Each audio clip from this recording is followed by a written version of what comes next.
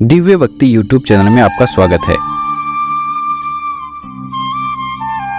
आज हम सुनने वाले हैं वट सावित्री की कथा। वट सावित्री व्रत करने और इस कथा को सुनने से उपवासक के वैवाहिक जीवन या जीवन साथी की आयु पर किसी भी प्रकार का कोई भी संकट आया हो वो टल जाता है। भद्र देश के एक राजा थे जिनका नाम अश्वपति था। भद्र देश के राजा अश्वपति के कोई संतान नहीं थी। उन्होंने संतान प्राप्ति के लिए मंत्रोच्चार के साथ प्रतिदिन 1,00,000 आहुतियां दी। 18 वर्षों तक यह कर्म जारी रहा। इसके बाद सावित्री देवी ने प्रकट होकर वर दिया कि राजन, तुझे एक तेजस्वी कन्या पैदा होगी। सावित्री देवी की कृपा से जन्म लेने के कारण से कन्या का नाम भी सावित्री रखा गया। कन्या बड़ी होकर बेहद रूपवान हुई। योग्य वर न मिलने की वजह से सावित्री के पिता दुखी थे। उन्होंने कन्या को स्वयं वर तलाशने के लिए भेजा। सावित्री तपोवन में भटकने लगी। वहां साल्व देश के राजा द्युम्नसेन थे। क्योंकि उनका राज्य किसी ने छीन लिया था, उनके पुत्र सत्यवान को देखकर सावित्री ने पति के रूप में उनका वर्ण किया। ऋषि राज नारद को जब यह बात पता चली तो वह राजा अश्वपति के पास पहुंचे और कहा कि हे राजन, यह क्या कर रहे हैं आप? सत्यवान गुणवान है, धर्मात्मा है और बलवान भी है, पर उसकी आयु बहुत छोटी है। वह अल्पायु है। 1 वर्ष के बाद में उसकी मृत्यु हो जाएगी। ऋषिराज नारद की बात सुनकर राजा अश्वपति घोर चिंता में डूब गए।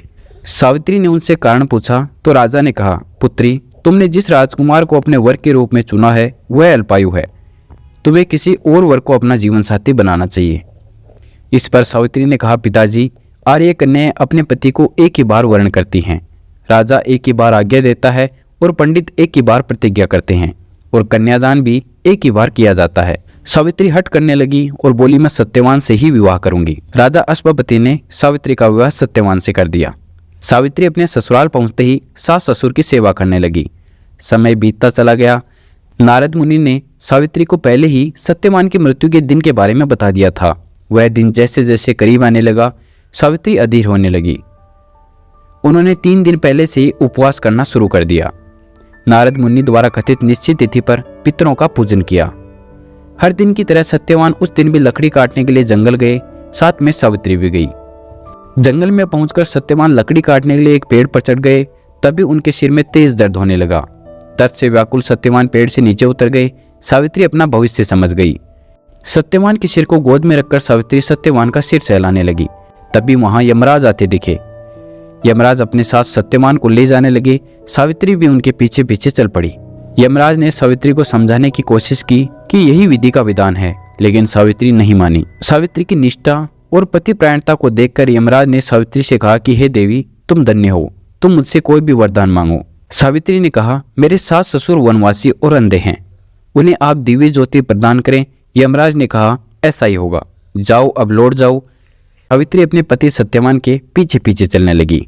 यमराज ने कहा, देवी तुम वापस जाओ। सावित्री ने कहा, भगवान, मुझे अपने पतिदेव के पीछे पीछे चलने में कोई परेशानी नहीं है। पति के पीछे चलना ही मेरा कर्तव्य है। यह सुनकर उन्होंने फिर से उसे एक वर मांगने को कहा। सावित्री बोली, हमारे ससुर का राज्य छिन गया है, उन्हें पुनः वापस दिला दे। यमराज ने सावित्री को यह वरदान भी दे दिया और कहा कि अब तुम लौट जाओ। लेकिन सावित्री फिर पीछे पीछे चलने लगी।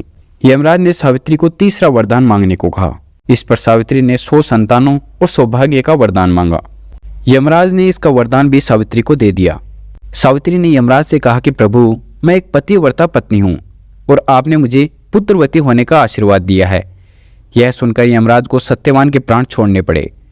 यमराज अंतर्ध्यान हो गए और सावित्री उसी वटवृक्ष के पास आ गई जहां उनके पति का मृत शरीर पड़ा था। सत्यवान जीवंत हो गया और खुशी खुशी अपने राज्य की ओर चल पड़े। दोनों जब घर पहुंचे तो देखा कि माता पिता को दिव्य ज्योति प्राप्त हो गई है। इस प्रकार सावित्री सत्यवान चिरकाल तक राज्य सुख भोगते रहे। अतः पतिव्रता सावित्री के अनुरूप ही प्रथम अपने सास ससुर का उचित पूजन करने के साथ ही अन्य विधियों को प्रारंभ करें। वट सावित्री का व्रत करने और इस कथा को सुनने से उपवासक के वैवाहिक जीवन या जीवन साथी की आयु पर किसी प्रकार का कोई भी संकट आया हो वो टल जाता है।